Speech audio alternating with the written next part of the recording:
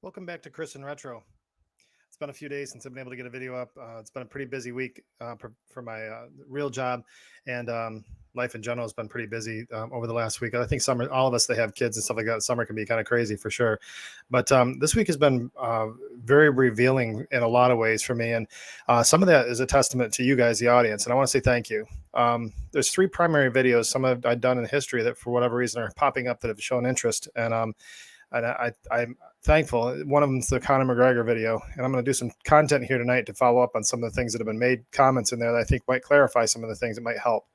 But generally speaking, through that and the Jelly Roll video and the stuff that we're doing with Nate, the 17-year-old, it brought in, it really, those, I didn't plan that to come together like this, but what it did do is it started reigniting comments and things from a recovery community that let me know that the point of what we're trying to do here is actually being heard. And so the things that you guys are commenting about really spoke to me. There's several people that have had addiction struggles in the past. Some currently are. One gentleman, I had to get rid of the comment. He was kind of it sounded to me like he was pretty happy about his struggles. It didn't sound like a struggle actually at all with him. And for some people, it's just not, at least based on what they want out of life. So good for him. He can, have the fun he's having. He wasn't being disrespectful to me, but he was a little too bold for about his enjoyment of his substance for my liking. So we had to get rid of it. But I can tell you, the overall comments that are there, I'm really thankful for. The fact that this message is connecting with you, you're connecting with me, and you're becoming part of this community with me, and that's what we're trying to accomplish here. So subscribers are starting to click up. I appreciate that, and the interaction has meant a lot to me. So this week it's been a good lesson.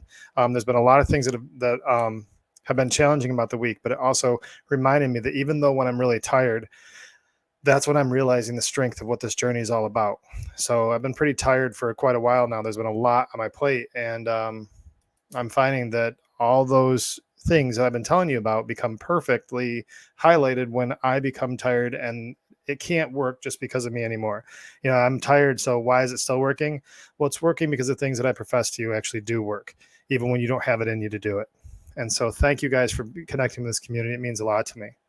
Tonight's video, there's a few things I wanted to start off with. One is I've been down this road before, but we're going to be going through a new season in life here in my home, and I'm proud. I'd be lying to say that if I'm not scared. I am opposed to our current administration. I do not believe in their leadership. I don't believe there is leadership, and I don't believe that this is the country that I was raised in. I was raised by a father who was a Army veteran. I was raised in a family of Army veterans. I was at one point enlisting in the United States Army, and I was in a college soccer game. I broke my leg. They had to wait a certain amount of time after my surgery to allow me to pass a physical clearance to come in. And by that time came around, I wasn't willing to sign any agreements because I decided to go on with other areas of my life. At that point, it was one of my biggest regrets. The point is that service in my family for this country is something that we really believe in, and I do too. That was a series of many of bad decisions I made. Well, maybe not bad. I don't know. My life worked out pretty well since then, but it was one of those decisions that I look back on and thought I wish I'd made a different one. My firstborn, he is 26 years old now. He enlisted in the Army, and he was one of the proudest moments of my life, but the scariest moments of my life was watching my son swear in, leave home. And then the very first time I saw him come across at his graduation in Fort Benning, Georgia, watching him go through under the Army Strong banner, was this boy that I sent down there walk through as a man, a soldier, representing the United States of America. I assure you, my belief in this flag and what I want for this country has a lot of power behind it because of that moment and all the moments after that. Well, now my 17-year-old, who is recently graduating high school, has decided to enlist as well. And he's decided to become a United States Marine. And so for him, I think that's a really good decision based on his beliefs and what things he struggles with, the things he wants to get out of life, what he is good at, all those things. And I'm very proud of him for that decision. I am nervous because of all the reasons I said before. I don't believe in the direction of the administration of this country, but that's why we vote. And so I hope to vote for the leader of my son's career in the next election that puts me more confident the decisions being made are better than what they currently are. What I can tell you is I'm proud of my son. His heart is in the right place, and I know he's approaching this for the right reasons. And for that, I couldn't be more proud. So we've had that announcement in the family this week, and that's something that I knew was sort of in the makings, but we buttoned up a lot of that yesterday. And so a little mellow about it, honestly. But boy, this is the beauty of being a father. You get to have moments when you're a little down, but so full of pride for what your kids are doing. So I'm thankful. It's not to minimize anything else that my daughter does. She's, a psych major, which I'm super proud of her. And, my youngest daughter at 2 years old, we have no clue what she's going to be.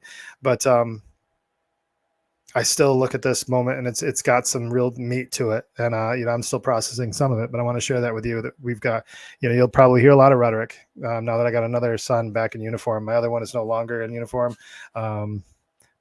This one I'll probably be a little bit more mouthy about.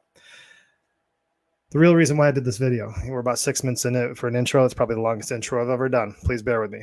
But there's been some comments that came up recently relative to the Connor McGregor video and some comments that I made on that video. Boy, that was some good discussion, guys. Thank you. Some people, I think, are probably where a lot of us are. How does somebody with that kind of money ever hit rock bottom? And I think we need to explore what's rock bottom actually look like.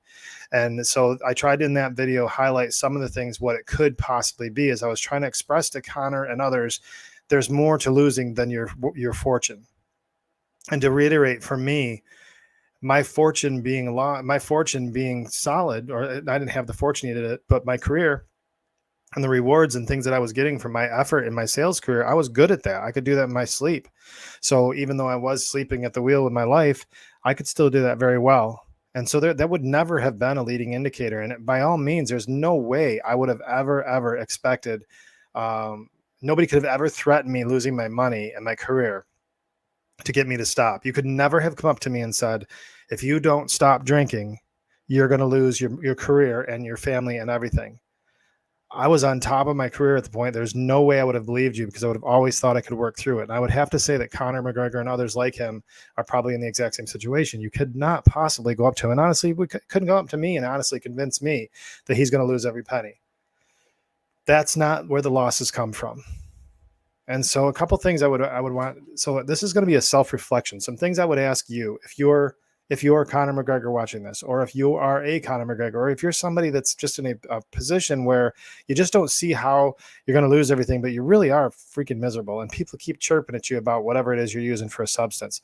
Here's a couple things you might want to consider. And I jotted them down here. I want to make sure I was being thoughtful about this conversation. Here's a couple things that I noticed from my life, and questions you may want to ask yourself. It reveals itself that things are really unraveling for you and life is actually falling apart for you. If you look at the core thing that you do. So in Connor's example, as a fighter, he should ask himself, there's obviously observations about how his training's going. The very thing that he stands for. His businesses, how much is he actually involved in the day-to-day, these businesses that he actually did create? But with his training, how's that going? The Connor that rose and has all this fame and the things that the Connor that I actually followed, like no sport icon I could ever call I followed, even over some of the Cubs about there. They don't really motivate me that way. I just enjoy baseball. But following Connor McGregor was different because of who he was and what he brought to the game and what I believe to be true about him. That Connor doesn't exist anymore. So this Connor, at what point does he, what point do you start recognizing that maybe even in the thing that you're getting all the praise for, maybe your performance is lackluster. Maybe your training is lackluster. How much of your laurels, as they say, are you resting on? If you look at his record over his last 5 fights, they have not been good. His training has been questionable. His commitment to his fighters and the Ultimate Fighter in 2 seasons has always been called out. Now, if that's drama, I'm not close enough to know, but it is called out. For the average Joes like us, are you spending kids? So with your kids, we all say, I love my kids with everything in me. And I can assure you I do. I love my kids with everything in me. But there have been plenty of times in my life, especially in active use, where they were not the focus. I would tell you they were. Because I wanted everybody to believe it. And I wanted to tell myself that was true. But the fact is that how many of your plans in a day are being made? Are you making any plans for your kids? Are you making any plans to do anything with them? Are they the predominant thought on your mind? Are they second or third thought on your mind? Now, I'm not saying that your kids have to be your be all and everything all day long, because you're not going to be successful raising them if you are. But how many times do you not plan at all when you could, when you have time? That's an indication that maybe your focus is not exactly there. How much time are you spending partying versus being with them? How much more thought do you put into partying versus being with them or planning for them? How much more money do you spend on partying than you do on your kids? A couple other things. Are you able to be at any event with zero substances? Do you find any enjoyment in anything that doesn't have substances involved? Are you even able to? Those are two different questions leading to two different stages where you might be. If you were a kid if you were your own child, thinking back how you looked at your parents, how would you see you? What would you notice about you? How would you feel about that? Would you see strength and stability? Or would you see a troubling, concerning situation that you were really not sure you wanted to be around? You may love your parent, but how much do you really want to invest in that relationship, even as a child? What would you feel if you felt, in my case, seeing dad act like that? I've never really asked my kids that question, maybe out of fear. I'm probably afraid, or I don't know what's right psychologically. I'll tell you, I am afraid to know what my kids thought of me then. I know what I thought of me then, and I think, honestly, it's a chicken shit cop-out for me to make that assessment and move on from that stage of life without at least making sure they've found a way through that. Now, I think all of them have, maybe, but I don't know that as a parent I've responsibly gone back and done the right thing there. I don't know. That's just a thought that came to mind on that. But I do think that one of the things we have to be careful of in recovery is that once we reconcile all of our sins and we're able to cope with that regret and guilt, that we don't just brush off what other people might be dealing with. As a third party too, what do third parties view you as? Like, if you were a third party looking on your life, what would they see? I would say, if you look at Connor McGregor, for example, the one that we are referring to as just the subject on this, and this is not picking on Connor, it's just that he's a very public figure with a very public situation. I got a lot of comments in that last video, and I thought I'd just unpack this a little bit more. Early on, Connor was always viewed as just genius. I mean, everything he touched turned to gold. His work ethic was below none. His ability to speak was unparalleled. But his genius is not as obvious anymore. I mean, what he once was is clearly not what he is right now. And some of that can come from, silk sheets, as they say. But much of that can come from inappropriate focus. Now, the thing that really concerns me about his story and his life, and the thing that should concern you about your life, and what should have concerned me sooner about my life, is when these petty little nitpicky charges start showing up. But they get more and more nagging, more and more frequent. All of them have a reason why they happen, so they are always justified and brushed off. But when the big one comes, nobody can avoid it anymore, and you cannot weasel out of it. The longer that we let high-powered people swallow their substance use, no pun intended on that, but move forward through the substance use as if nothing was going on, the more we allow that to happen, the more we're enabling their death or their total destruction. And when the higher powered you are, you're actually costing people jobs, because at this point, you look at Connor, he's an empire. There's people, all kinds of people make money because of him. The more we let him go down that road, the more people are impacted by his inevitable end.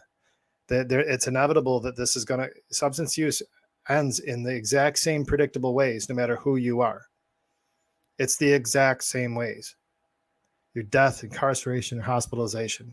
What you're sure of is bad reputation, lost opportunities, destroyed family relationships, all that stuff. You can be confident those are going to happen. Substance use issues, where you have a substance use problem, mental health issues, they land in the exact same way. There's one way that they don't, and that's rehabilitation. And rehabilitation can come in the form of many things, but one of those is with taking your spiritual nature and making it come alive. This will probably be the last video I do about the specific subject of Connor. There's a few things I was pondering over the week, and I'll get back on the train here, getting you guys some more content, some new content. But reviewing some of the things the comments that were made, seeing some of the things in my own life and some of the stuff that's going on, I thought it'd be useful to get back on here and make some additional observations. The things I just pointed out for you are not only just for me to make additional commentary about something I've already talked about somebody else's life.